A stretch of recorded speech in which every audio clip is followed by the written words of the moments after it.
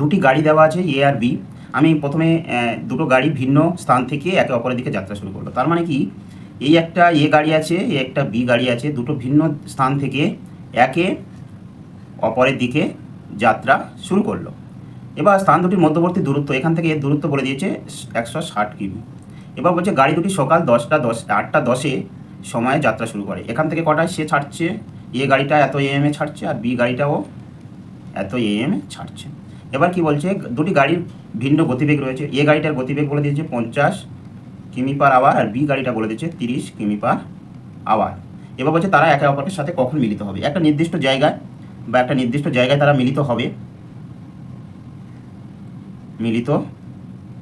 হবে, তার টাইমটা কত সেটাই আমার বের করতে বলছে। তো এরকমই টাইপের অঙ্ক করতে গেলে তোদের কী করতে হবে, একটা দেখ একে অপরের দিকে যাচ্ছে মানে একটা রিভার্স স্পিড আছে বা আপেক্ষিক গতিবেগ, সেটা সমান সমান একে অপরের দিকে যাওয়া মানে সবসময়ের জন্য প্লাস।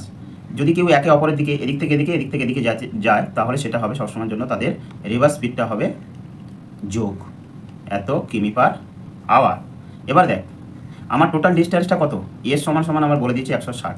তো আমরা জানি এস সমান সমান ভিটি। তো 160 ইকুয়াল টু ভি সমান সমান রিভার্স স্পিড মানে 80 ইন্টু টি।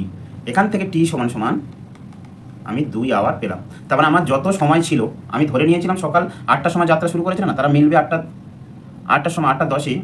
তো আমার 8টা 10 AM এ যাত্রা শুরু করেছিল, তার সাথে 2 আওয়ার যোগ হয়ে গেল। তার মানে আমার হয়ে গেল 10টা 10 AM এ মিলিত হবে। 10টা 10 মানে আমার এরটা হয়ে গেল রাইট আনসার। ঠিক আছে, চল নেক্সট।